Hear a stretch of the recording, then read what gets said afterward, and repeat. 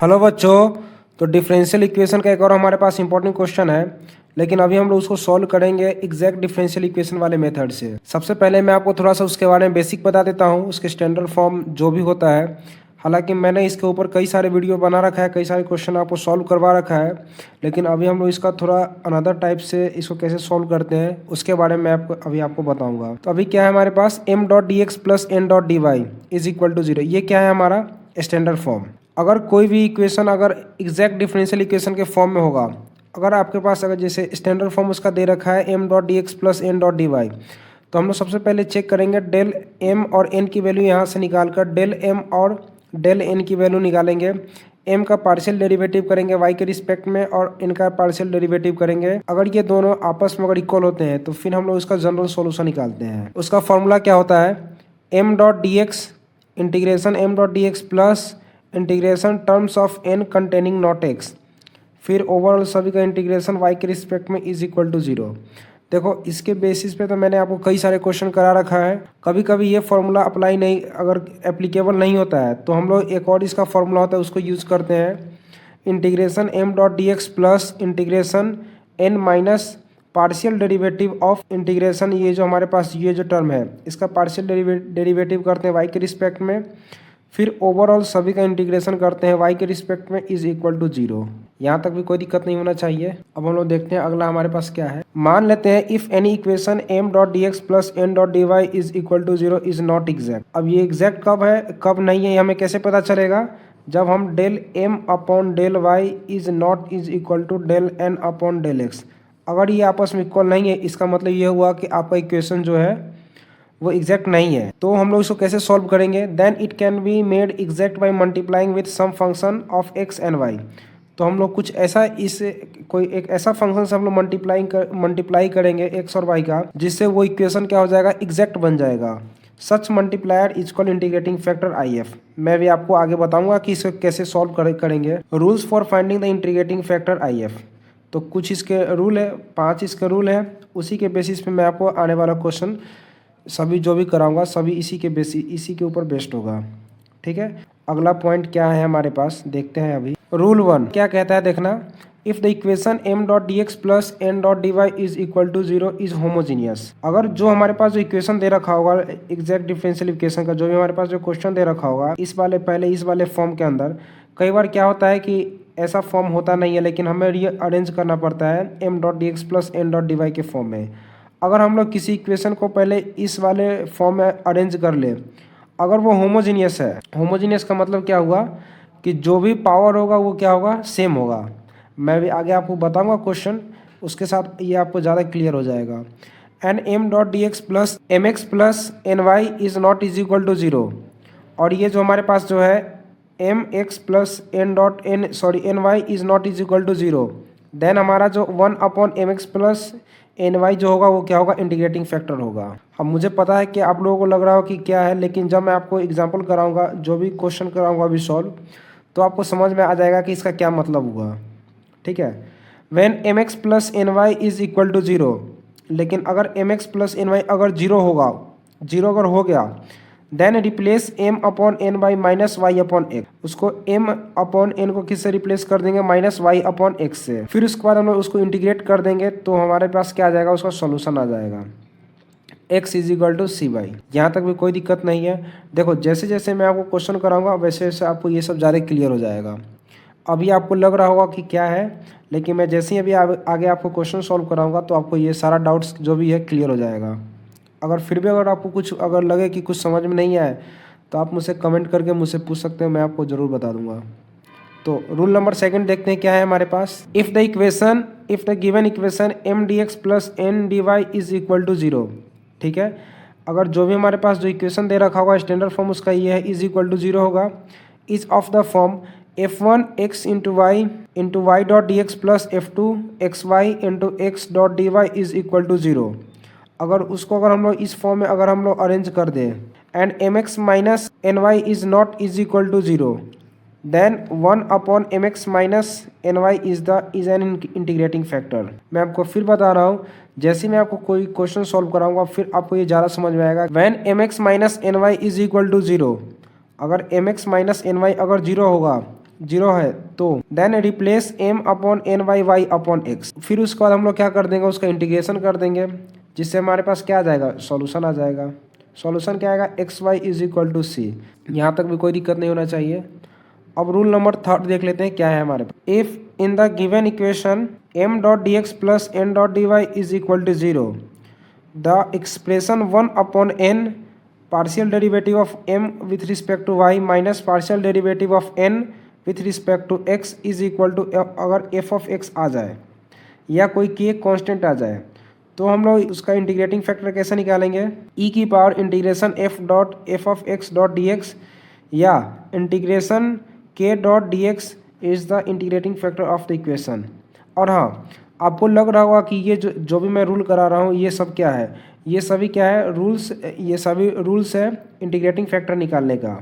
Integrating factor हम लोग क्यों निकाल रहे हैं, ताकि जो हमारे पास जो इक्वेशन दे रखा है उसको हम लोग एग्जैक्ट बना सके। ठीक है, यहाँ तक भी कोई दिक्कत नहीं है। अब देखते हैं अगला रूल क्या है हमारे पास। रूल नंबर 4 क्या है हमारे पास, देखिए। If in the given equation m d x plus N D Y is equal to zero, the expression 1 upon m partial derivative of N with respect to x minus partial derivative of M with respect to y is equal to, अगर F of y आ जाए या कोई constant आ जाए, ठीक है, तो उसका इंटीग्रेटिंग फैक्टर होगा ई की power integration f of y dot D y या इंटीग्रेशन के dot D x is the integrating factor of the given equation. यहाँ तक भी कोई दिक्कत नहीं होना चाहिए। मैं आपको बता रहा हूँ जब भी मैं क्वेश्चन सॉल्व कराऊंगा तो आपको ज़्यादा क्लियर हो जाएगा। ठीक है, अब देखते हैं लास्ट रूल हमारे पास क्या बच रहा है, रूल नंबर 5। रूल नंबर 5 क्या है हमारे पास, देखिए। If the given equation m d x plus N D Y is equal to zero can we put in the following form. अगर जो हमारे पास जो इक्वेशन दे रखा है, जो भी क्वेश्चन में दे रखा है, अगर हम लोग उसको इस फॉर्म में अगर अरेंज कर दें, ठीक है, क्या है, एक्स की पावर ए वाई की power b into m y dot D x plus n x dot D y, फिर प्लस एक्स की पावर सी वाई की power d into p y dot D x plus q x dot D Y is equal to zero, where a b c d m n and p q are all constants. ठीक है, तो उसका integrating factor क्या होगा, x की power H plus Y की power के, where H के can be obtain by the applying the condition. हम लोग एग्जैक्ट का जो कंडीशन है उसको अप्लाई करके हम लोग यहाँ से एच और के की वैल्यू निकालेंगे, फिर एच और के की वैल्यू इक्वेशन में डालेंगे। Then after multiplication by x की पावर एच डॉट वाई की पावर के द इक्वेशन बिकम्स एग्जैक्ट। तो जो भी हमारे पास इंटीग्रेटिंग फैक्टर आएगा फिर उसका हम लोग मल्टीप्लाई करेंगे किसके साथ, इक्वेशन के साथ। ठीक है, ताकि वो जो इक्वेशन है क्या बन जाए, एग्जैक्ट बन जाए। फिर एग्जैक्ट बनने के बाद हम लोग क्या निकालेंगे, उसका सॉल्यूशन निकालेंगे, जनरल सॉल्यूशन। वही क्या होगा हमारा रिक्वायर्ड। तो मुझे पता है कि कई लोगों को लग रहा होगा कि क्या है रूल, लेकिन जैसे ही मैं आपको क्वेश्चन कराऊंगा आपको समझ में आ जाएगा कि इसका क्या मतलब होता है। ठीक है, यहाँ तक कोई दिक्कत नहीं होना चाहिए। तो आज का क्वेश्चन देखते हैं क्या है हमारे पास। तो आज का क्वेश्चन क्या है, आप देखिए। Solve x y square plus 2x square y cube into d x plus x cube y minus x cube y square into d Y is equal to zero. अभी मैंने जो आपको फॉर्मूले बताया था उसी के बेस्ड पर ये क्वेश्चन है। तो सॉल्यूशन इसका देख लेते हैं। X y square plus 2x square y cube into d x plus x square y minus x cube y square into d Y is equal to zero. अब मैं क्या करने वाला हूँ, इस वाले टर्म से क्या करूँगा, y को कॉमन ले लेता हूँ बाहर। ठीक है, और इस वाले टर्म से मैं x को कॉमन ले लेता हूँ। तो अंदर क्या बचेगा, आप देखिए, x y, एक y बाहर आ गया तो यहाँ बचेगा y plus 2x square y square into y dot D x plus x y, क्योंकि इधर से क्या कॉमन लेना है, x minus x square y square into x dot D Y is equal to zero. और हमारे पास जो यहाँ से लेके और यहाँ जो टर्म है ये क्या है हमारे पास, m, और यहाँ से लेकर यहाँ तक जो टर्म इसको ये क्या है हमारे पास, n। अभी तक कुछ नहीं किया है। रूल नंबर 2 क्या कहता है, मैं अभी जस्ट आपको बताया था कि function f of 1 x y into y dot D x plus F2 x y into x dot D Y is equal to zero. यानी कि यहाँ क्या है, एक्स वाई, अंदर क्या हो सकता है, एक्स वाई का कोई सा भी फंक्शन हो सकता है into y dot D x. ठीक है, यहाँ क्या है हमारे पास, वाई डॉट डी एक्स है, और इधर क्या है, एक्स डॉट डी वाई, यहाँ भी क्या है, एक्स डॉट डी वाई, और अंदर ये क्या है, फंक्शन है F1 और F2। ठीक है, तो उस कंडीशन में हमें क्या करना होगा, m x minus N y निकालना होगा। यानी कि ये जो यहाँ से लेकर यहाँ तक जो पूरा टर्म है ये क्या है, m है, और यहाँ से लेकर ये जो पूरा टर्म क्या है, n है। तो यानी कि m का मल्टीप्लाई करेंगे x के साथ और n का मल्टीप्लाई करेंगे y के साथ, फिर mx माइनस ny करने के बाद हम लोग देखते हैं हमारे पास क्या इक्वेशन 0 के इक्वल आता है या नॉट इक्वल टू 0 आता है। ठीक है, तो देखते हैं अगला स्टेप क्या है हमारे पास। देखिए हमारे पास क्या है, x y plus 2x² y square into y तो क्या था हमारे पास m था, लेकिन उसका मल्टीप्लाई कर देते हैं हम लोग x के साथ, फिर माइनस, और यहाँ x भी इधर क्या, इससे इधर हम लोग किससे मल्टीप्लाई करेंगे, n का y के साथ, तो यहाँ y के साथ हमने मल्टीप्लाई कर दिया।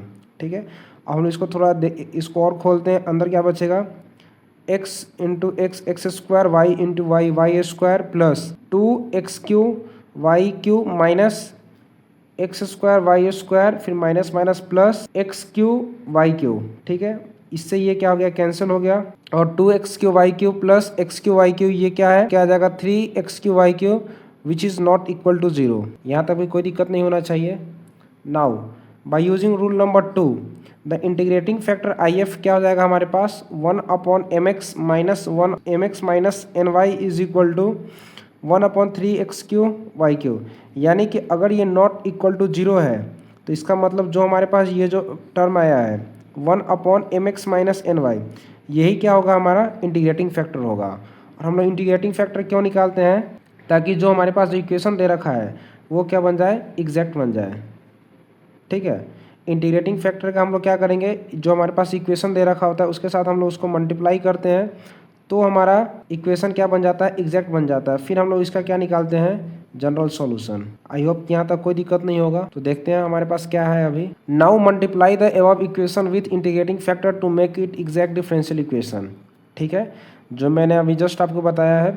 तो हमारा इक्वेशन क्या था, xy² plus 2x² y³ into dx plus x³ minus x³ into dy is equal to 0। तो अभी हम लोग इसका मल्टीप्लाई करने वाले हैं 1/3x³ के साथ। तो ये वही है, देखिए xy², इसके डिवाइड में क्या आ जाएगा 3x³ फिर प्लस 2x² y³, इसके डिवाइड में आ जाएगा 3x³ इंटू dx, ये dx यहाँ आ गया, फिर plus x² upon 3x³ minus x³ upon 3x³ into dy is equal to 0।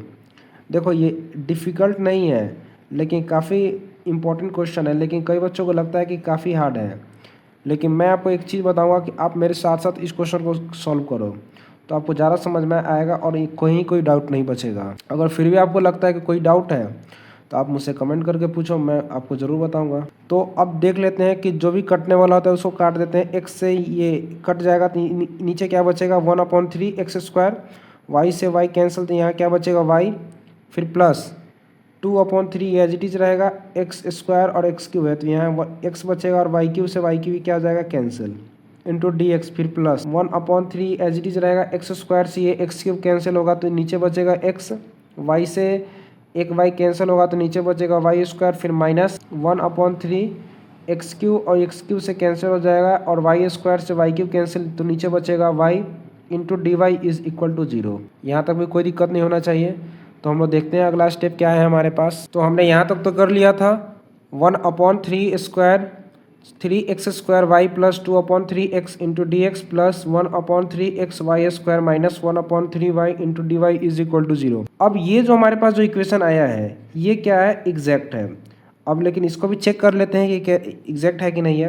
पहले वाला जो हमारे पास जो क्वेश्चन दे रखा था वो एग्जैक्ट नहीं था, लेकिन कैसे नहीं था, क्योंकि अगर हम लोग उसका del m upon del y करते हैं और del n upon del x की वैल्यू निकालते हैं तो ये आपस में इक्वल नहीं होता। ठीक है, लेकिन अगर अभी हम लोग करेंगे डेल m अपॉन निकालेंगे डेल अपॉन डेल y, अगर ये इसके इक्वल आ जाता है del n upon del x, तो यानी कि हम लोग यहाँ से कहेंगे कि ये हमारी इक्वेशन क्या है, एग्जैक्ट है। तो अभी हम लोग इसका m का जो पार्शियल डेरिवेटिव करेंगे y के रिस्पेक्ट में, तो देखिए क्या आएगा 1/x² y, यानी कि 1/3x² तो कांस्टेंट है, ये बाहर आ जाएगा। 1/y का करेंगे तो क्या आएगा माइनस 1/y², फिर 2/3x, तो 2/3x का करेंगे तो क्या आ जाएगा 0 आ जाएगा। पार्शियल डेरिवेटिव हम लोग कर रहे हैं y के रिस्पेक्ट में, तो y का होगा पार्शियल डेरिवेटिव और जो भी रिमेनिंग टर्म्स होगा उसका कांस्टेंट की जैसा ट्रीट होगा और उसका 0 हो जाएगा। यहाँ x क्या है 0, कांस्टेंट की तरह है। अब हम लोग इस टर्म में निकालेंगे del n upon del x की वैल्यू।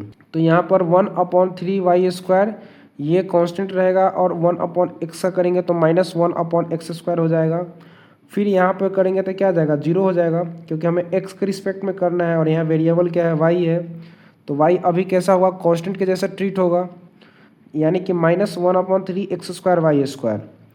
और यहाँ भी वही चीज़ आया है, तो हम लोग कह सकते हैं here del m upon del y is equal to del n upon del x, so this equation is exact. अगर ये इक्वेशन एग्जैक्ट है तो हम लोग इसका जनरल सॉल्यूशन निकाल सकते हैं। Now the solution of this equation is given by, मैंने आपको बता रखा है इसका फॉर्मूला क्या होता है जनरल सॉल्यूशन निकालने का, integration m.dx plus integration n minus partial derivative of y integration m.dx, फिर ओवरऑल सभी का इंटीग्रेशन y के रिस्पेक्ट में इज इक्वल टू c।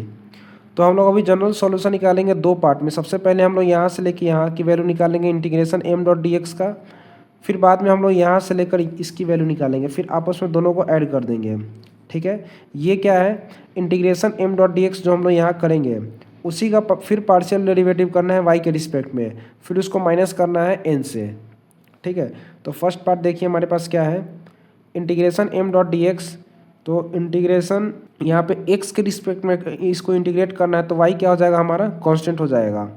तो m की वैल्यू क्या है हमारे पास, 1/3x² plus 2/3x into dx। ठीक है, यहाँ तक भी कोई दिक्कत नहीं होना चाहिए। अब देखो 1/3y तो क्या है, कांस्टेंट है, ये बाहर आ जाएगा, और x² इंटीग्रेशन करेंगे x² माइनस x, मतलब क्या होगा, x⁻² डॉट dx, तो क्या आ जाएगा x⁻−1/−1। ठीक है, और x⁻−1 को हम लोग क्या लिख सकते हैं, 1/x, और ये माइनस, तो -1/3xy। ठीक है, फिर प्लस 2/3 क्या है, कांस्टेंट टर्म है, ये बाहर आ गया, फिर 1/x का करेंगे तो क्या आ जाएगा log x। तो यानी कि इंटीग्रेशन m.dx की वैल्यू क्या आ गया हमारे पास, ये आ गया। इसको और सिंप्लीफाई कैसे कर सकते हैं, -1/3 को कॉमन लेने के बाद अंदर क्या बचेगा, 1/xy, फिर -2 log x। ठीक है, यहाँ तक भी कोई दिक्कत नहीं होना चाहिए। अब हम लोग देखते हैं सेकंड पार्ट में हमारे पास क्या है। सेकंड पार्ट में क्या है, integration n minus partial derivative of y integration m.dx, फिर ओवरऑल सभी का इंटीग्रेशन y के रिस्पेक्ट में। तो हमारे पास देखिए ये जो हमारे पास जो वैल्यू है किसका वैल्यू है, n का। ठीक है, और जो हमारे पास ये जो टर्म आया है इसका फिर y के रिस्पेक्ट में करना है। तो आप देखिए del upon del y -1/3xy फिर plus 2/3 log x dot dy is equal to 0। ठीक है, यहाँ तक भी कोई दिक्कत नहीं होना चाहिए।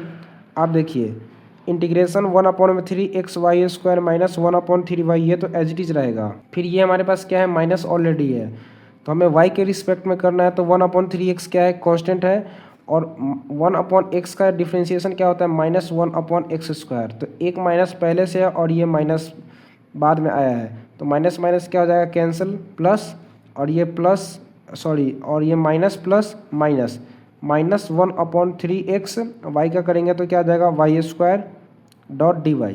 और यहाँ पे क्या है, log x है, यानी वेरिएबल क्या है हमारे पास, x है। अगर हम लोग इसका पार्शियल डेरिवेटिव करते हैं y के रिस्पेक्ट में तो क्या आ जाएगा, 0 आ जाएगा।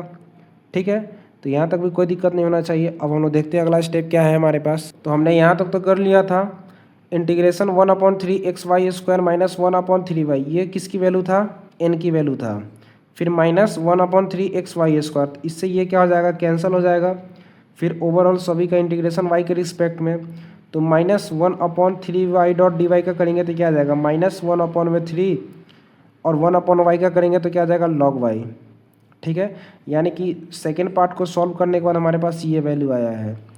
The exact solution is -1/3xy plus 2/3 log x। ये तो हमारे पास किसका था, फर्स्ट टर्म को सॉल्व करने के बाद हमारे पास आया था, और ये जो अभी जस्ट हमारे पास आया है -1/3 log y is equal to c। ये क्या है हमारा रिक्वायर्ड आंसर। तो उम्मीद करता हूँ कि यह क्वेश्चन आपको समझ में आ गया होगा। मिलते हैं आपसे अगले वीडियो में, तब तक के लिए धन्यवाद।